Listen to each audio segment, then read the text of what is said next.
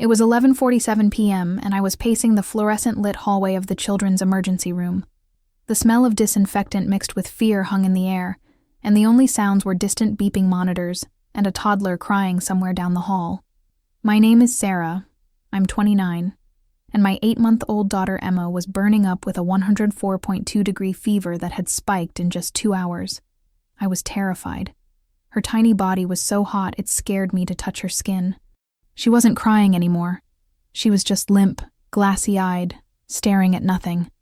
The triage nurse had taken one look at the thermometer and rushed us straight back past a waiting room full of people, which never happens unless something is really, really wrong.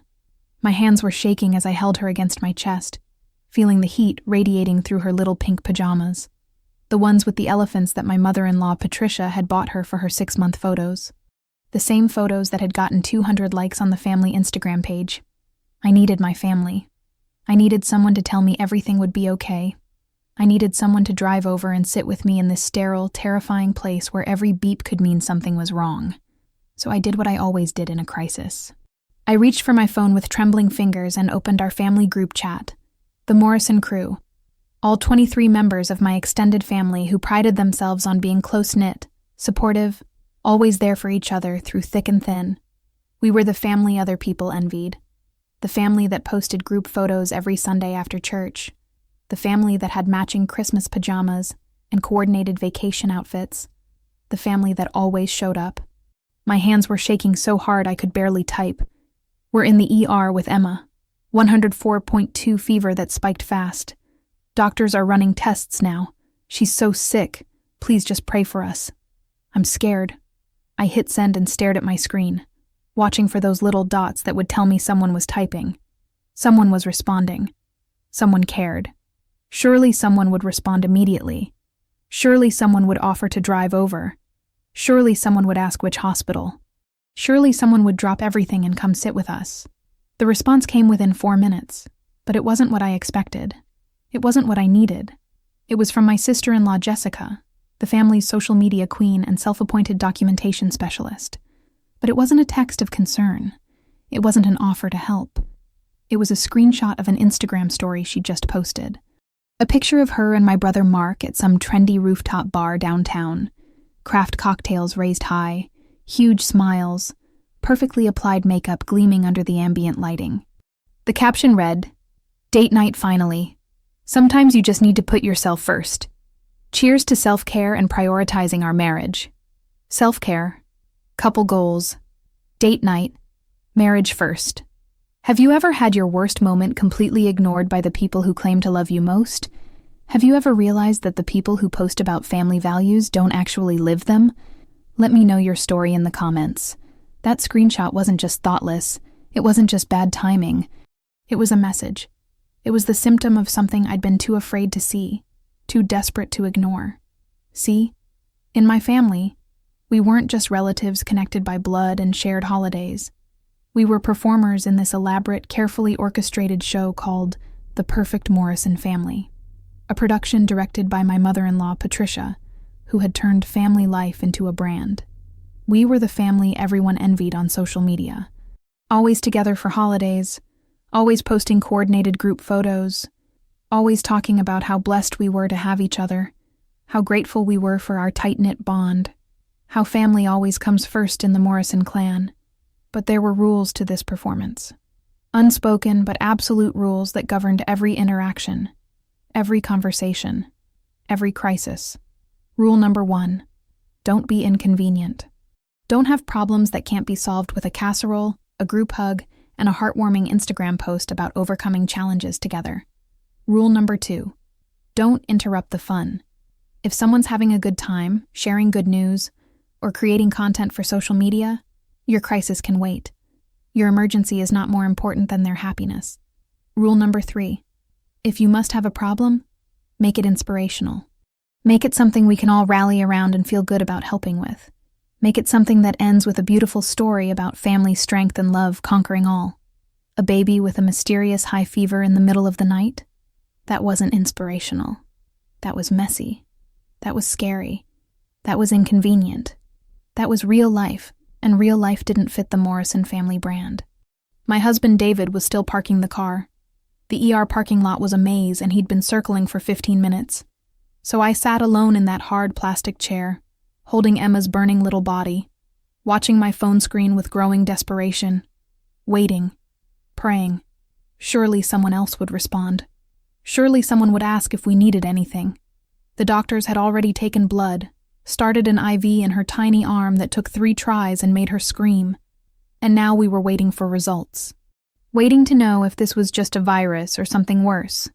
Something that explained why her fever had spiked so fast. Why she'd gone from fussy to lethargic in less than an hour. The next message came 18 minutes later. From my brother-in-law Jason, Jessica's husband. Yo, Mark. Just saw Jess's story, bro. That bar looks absolutely sick. We should all hit it up next weekend. Patricia, you and Richard should totally come too. Family night out. He was responding to Jessica's post. In the same chat.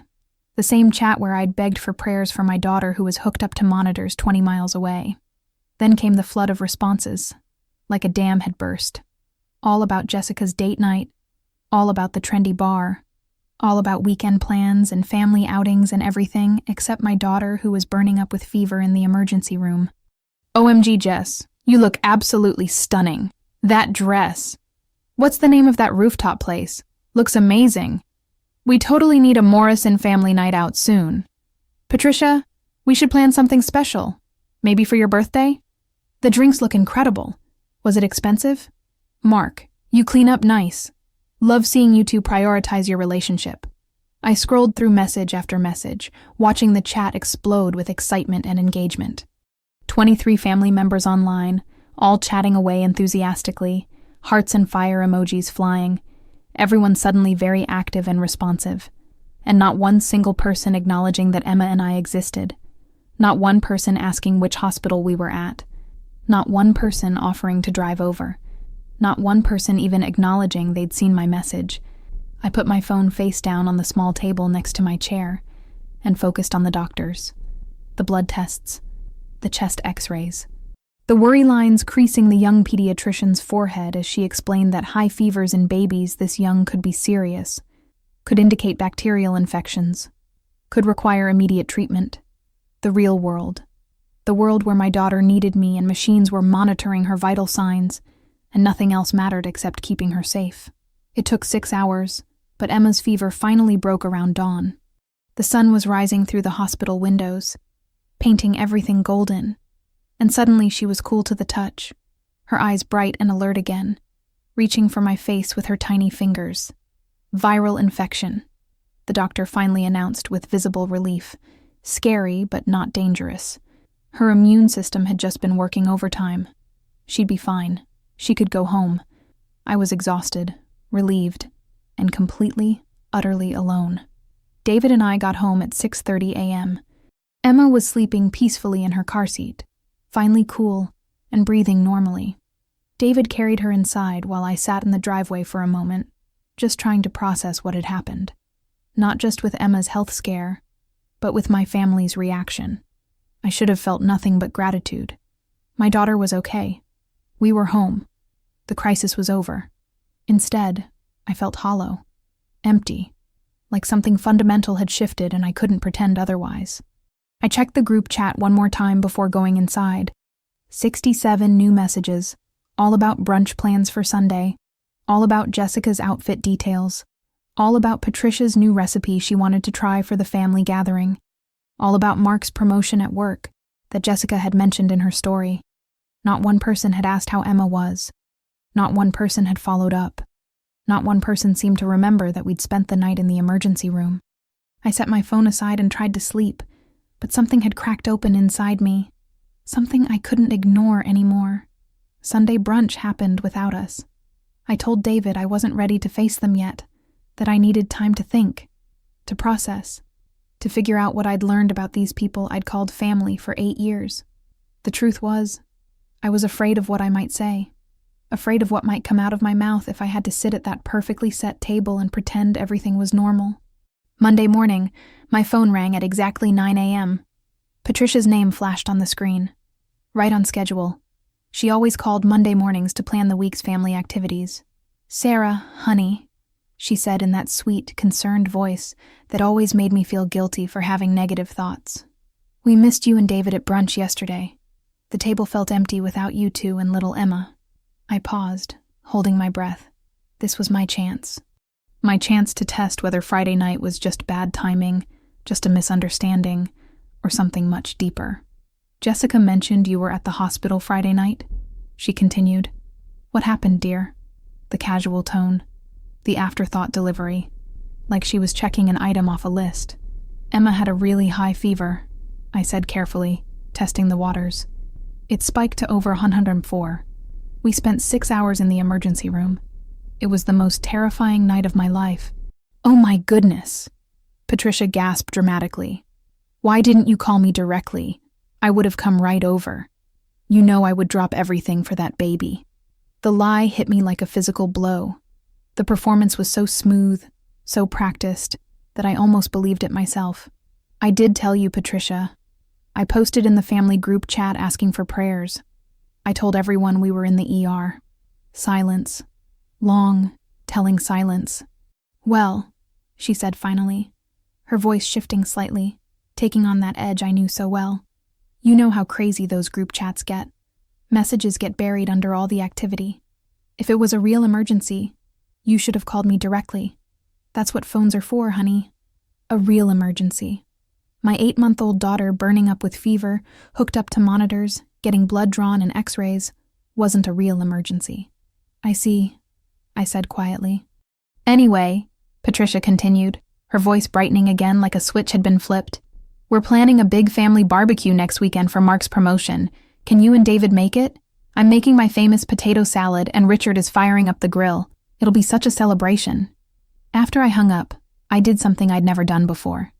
I scrolled back through months and months of our family group chat, really looked at it, studied the patterns like an anthropologist examining a foreign culture. And there it was, clear as daylight. The truth I'd been too desperate to see. Every time someone had good news, a promotion, a vacation, a new purchase, an achievement, the chat exploded with congratulations and excitement. Hearts flying, celebration emojis, immediate responses, everyone jumping in to share the joy and make it a bigger celebration. But every time someone had a problem, needed help, shared something difficult, the chat went quiet. People would respond hours or even days later with completely unrelated topics, effectively burying the problem under a pile of normal conversation and happy updates. When my sister-in-law Amy's husband lost his job last spring, buried under 43 messages about Patricia's garden renovation and photos of her new roses. When my brother Mike's 5-year-old son broke his arm at soccer practice, buried under discussions about the family Christmas party planning and debates over which restaurant to book.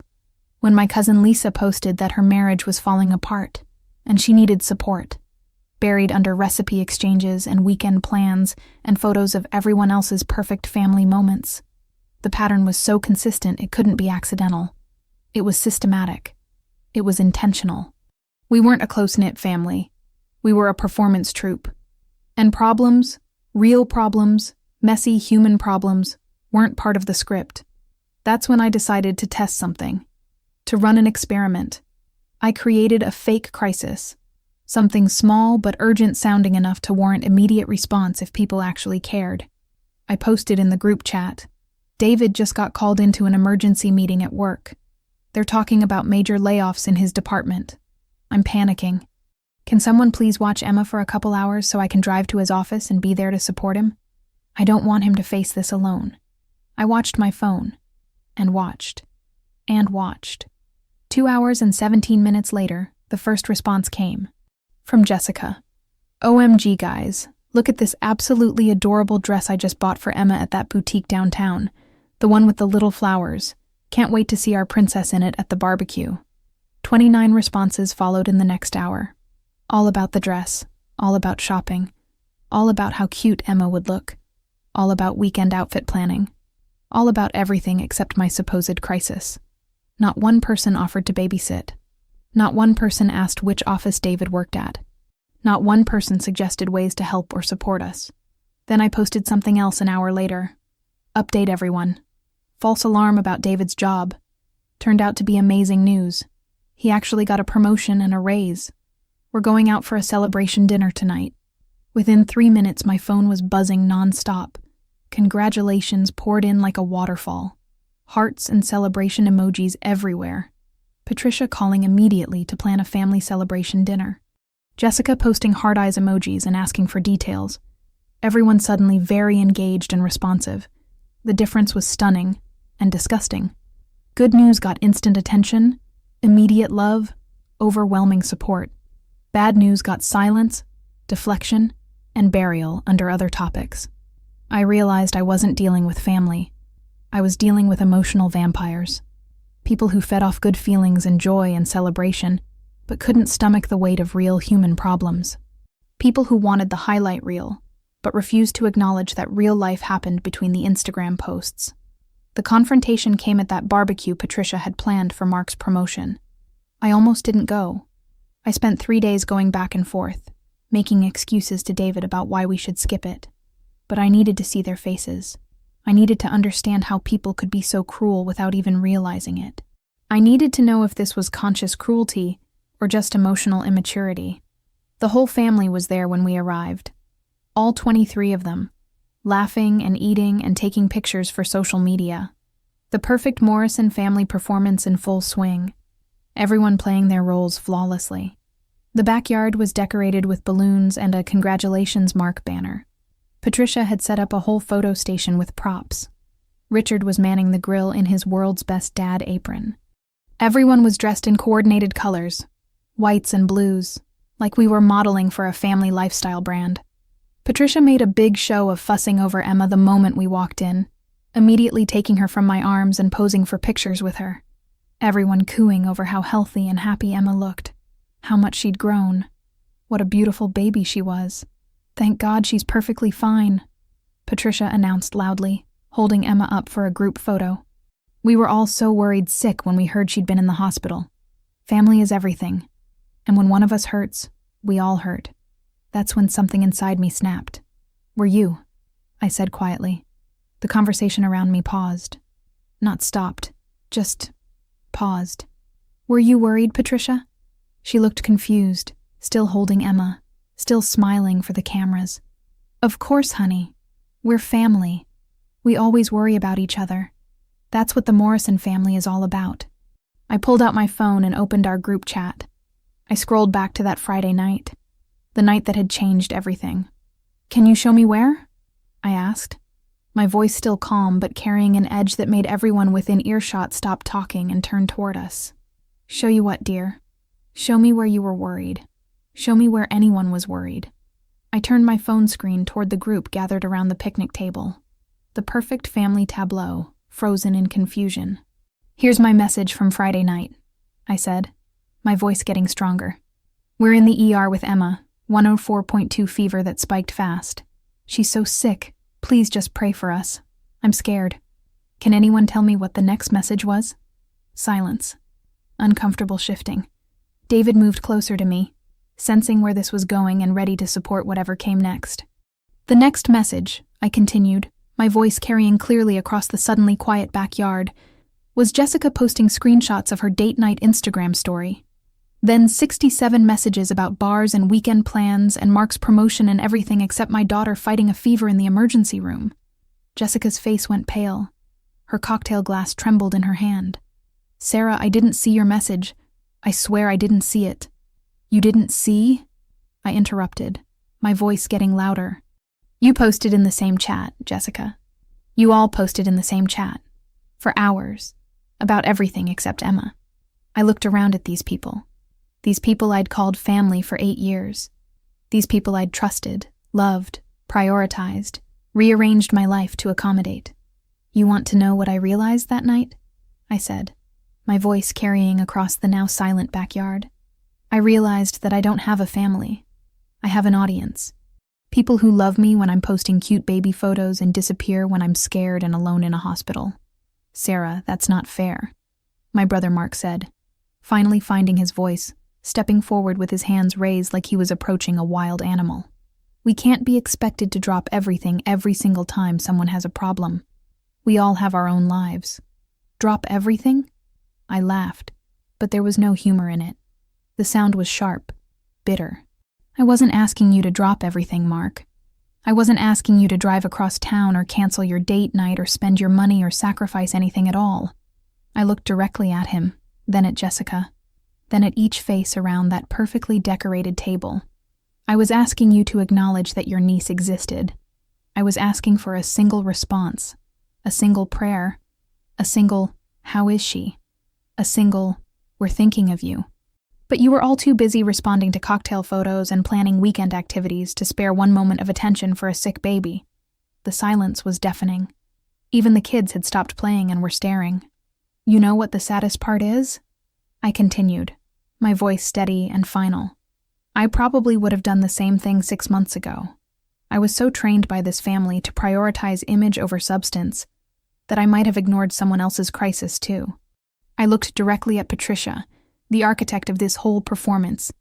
But that night in the ER, holding my burning daughter while you all planned brunches, I learned the difference between family and relatives, between people who love you and people who love what you represent. I walked over to Patricia and gently took Emma back from her arms. "Here's what's going to happen," I said, my voice calm but iron firm. "David, Emma and I are leaving. We're not coming to the next family gathering or the one after that. We're not performing in this show anymore." I looked around one more time at the shocked faces, the perfect decorations, the coordinated outfits. When you're ready to be a grandmother instead of a social media director, Patricia, you know where to find us. When any of you are ready to show up for the hard moments instead of just the highlight reel, you know where to find us.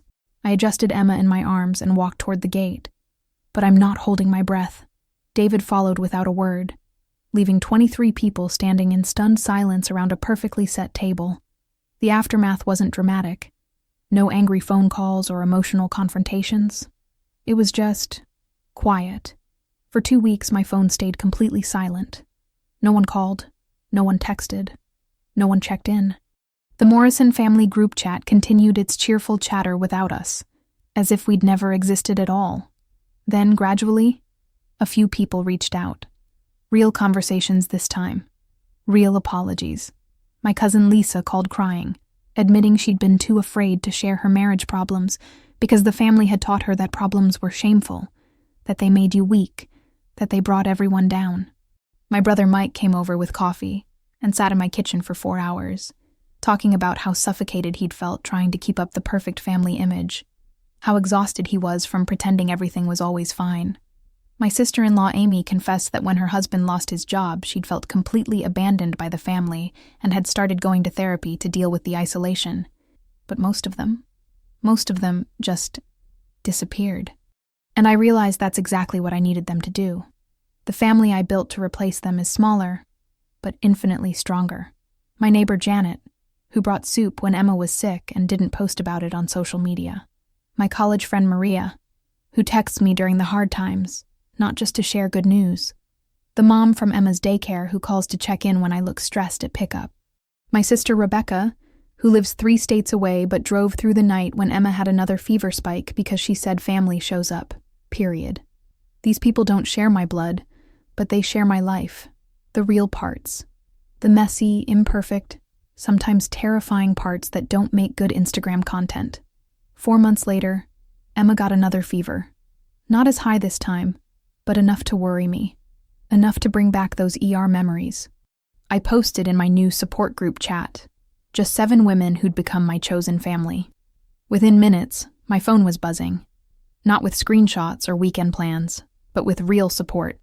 On my way over with soup and Pedialyte. Do you need me to pick up medicine? I can stop at 3 different pharmacies. I'm praying for you both. Text me updates whenever you can. My sister's a pediatric nurse. Want me to call her for advice? Let me know if you need anything. Anything at all. I can be there in 20 minutes. That's when I finally understood the difference between family and relatives. Between people who love you and people who love the idea of you. Family shows up in the ER at midnight with no makeup and hospital coffee. Relatives show up for the Instagram photos in coordinated outfits. Family holds your hand through the scary, uncertain moments when there's nothing pretty about the situation. Relatives hold their phones up to capture and share the happy moments that make them look good. Family loves you when you're crying in a hospital bathroom at 3 a.m. Relatives love the version of you that fits their narrative and makes their lives more interesting. Family stays when things get messy and complicated and real. Relatives leave when you stop being entertaining. Walking away from toxic relatives isn't betrayal. It's not abandonment. It's not being dramatic or ungrateful or selfish. It's the moment you finally decide to stop accepting crumbs of conditional love and start demanding the full meal of genuine care.